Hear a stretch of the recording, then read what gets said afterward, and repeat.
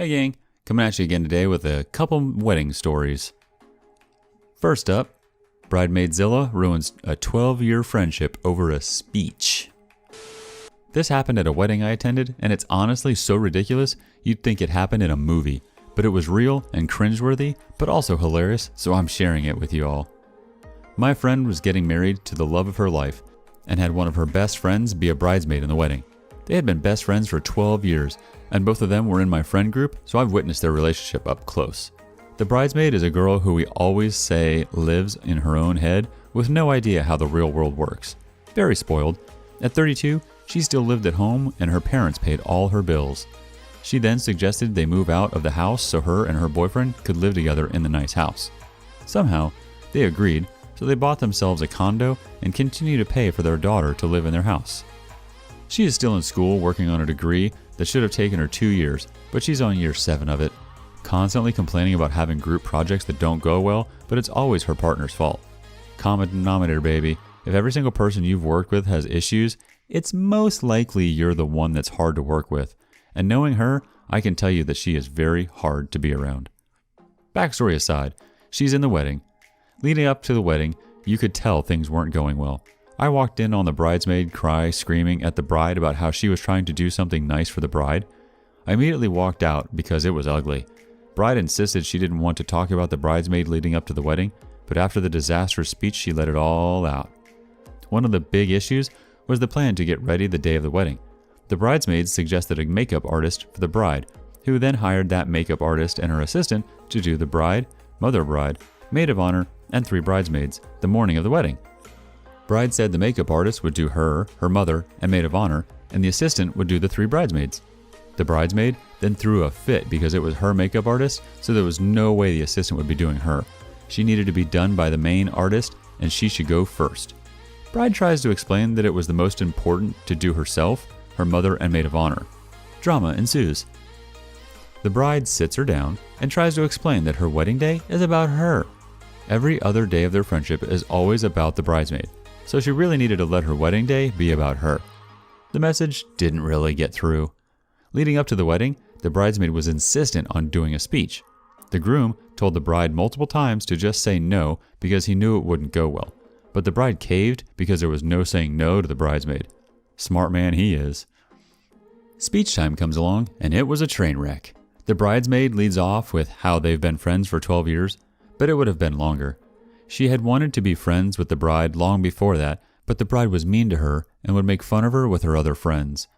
She then said she knew they had to be friends when, one day, she asked the bride if her pants made her look fat, and the bride said yes. She knew that honesty was something she needed in life. Cue everyone wide-eyed and staring in disbelief that she just painted the bride to be a huge bitch. Bridesmaid goes on to talk about the 2 times her own boyfriend tried to break up with her. Those stories have nothing to do with the bride. She never even mentioned the bride. To top it off, her boyfriend was at the wedding, now totally red in the face. Spoiler alert, they're still together and now married. Unbelievable.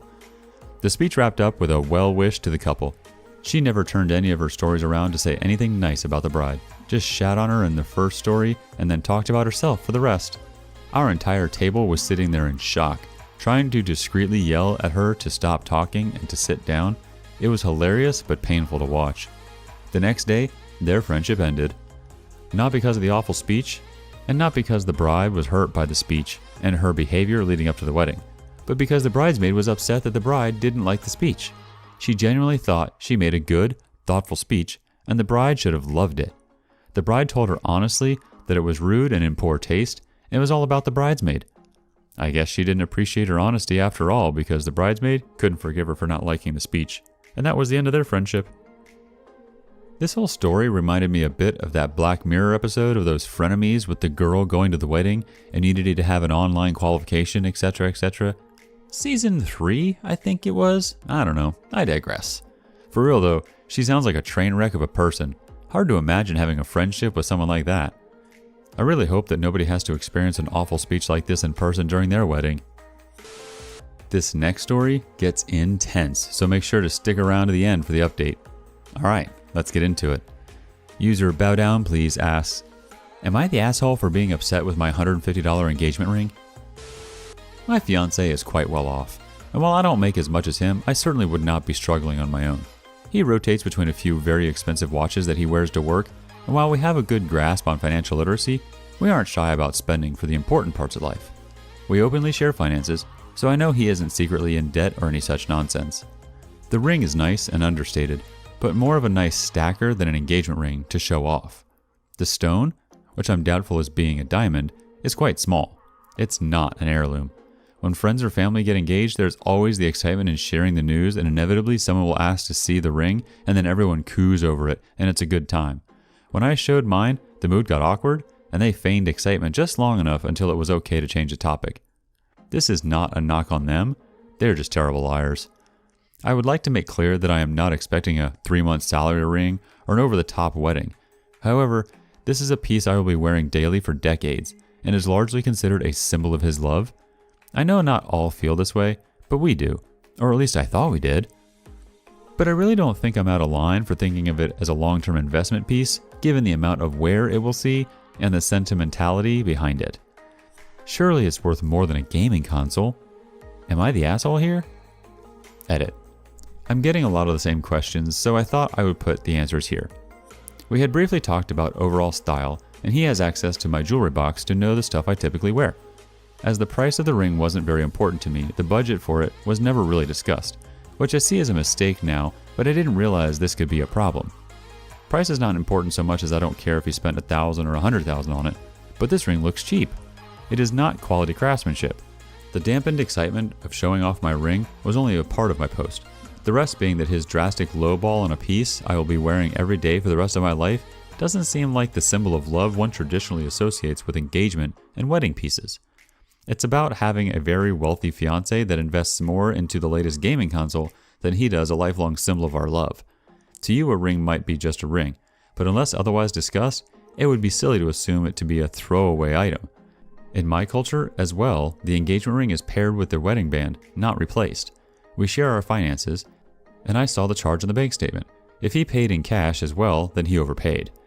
Given that he has bought me more expensive jewelry in the past and sees what I wear on a regular basis, for him to lowball an important item, this much seems pretty far out of left field and not something I would have thought I would have needed to clarify with him, even if we had a longer conversation about it. Obviously, in hindsight, I should have.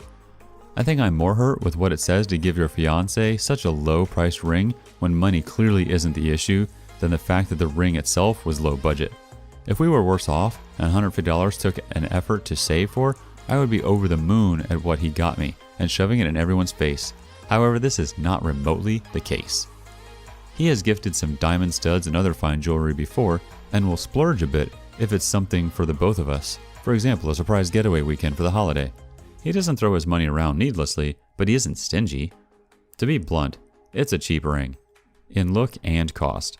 Yes, he could have spent hours picking out the indie jeweler to get the ring that is nothing like what I have or have ever mentioned liking in a much lower price bracket than we would ordinarily spend on just regular accessories. However, I don't feel like I'm making a large leap in assuming he didn't. To me, this is about more than just the fact that he didn't get the exact style I had in mind. I also take exception to the people here acting like being unhappy with the ring means I'm unhappy with the engagement. Nowhere have I ever said this to be the case. Life isn't an all or nothing game. I can be unhappy with the ring while still being madly in love with my fiancé and thrilled to spend our lives together. We will be talking about this for sure, but I know this can be a touchy subject and wanted an objective eye on it first. I will update this post after the conversation. Update. He came home and we were settling down, and around dinner, I started the conversation with, "Honey, I'd like to talk about the ring." And before I could finish, he just blew up, started yelling, "Finally!" and how I'd ruined everything by waiting so long. To be brief, he bought a ring from a jeweler who got bad reviews so that when I got upset over it, he could dump me under the guise that I was a gold digger. He has apparently been having an affair. Turns out COVID had shortened his work hours, not extended, with a younger model that he's earned, but knew that breaking things off when everyone loved me so much would hurt his optics. So he had to make it my fault. He knew that leaving this pariahship would gain him sympathy, and there was a lot of rhetoric that clearly wasn't his own words, but something he was parroting from what I highly suspect is from a much too influential work friend that I've had disagreements with in the past. Changes I had attributed to work stress are glaringly obvious to me now as symptoms of something more malicious under the surface, and I feel really ashamed I didn't see things more clearly earlier or wasn't somehow able to head things off before they got this far. I won't be sticking around to dig any deeper, but I know my now ex-fiancé would not have done and said the things he did without being pushed from bad influences behind the scenes. This doesn't mean I forgive him. I think he's incredibly weak and feeble-minded for letting this happen to us. But I also doubt I will be contacting many of our mutual friends as the dust settles. I left in the middle of his tirade about the 15-minute mark, and I'm staying with my mother. I haven't cried yet, and I think I'm still waiting for it to all suddenly make sense. But I know, logically, it might not ever.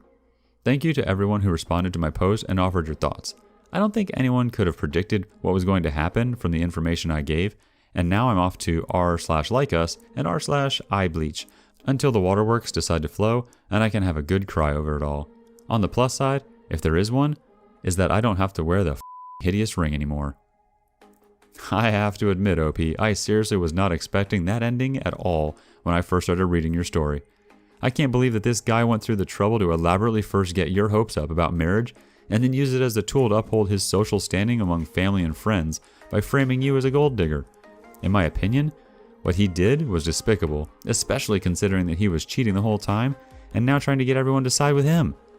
I hope you are able to get the true story across to everyone, especially yourself for closure. I'm not sure if you are actually a gold digger or not, but I think it makes sense to be upset about the ring in the first place, and nobody deserves to be treated that way. If he had a problem, he should have just ended it to your face without making a scene. Good luck.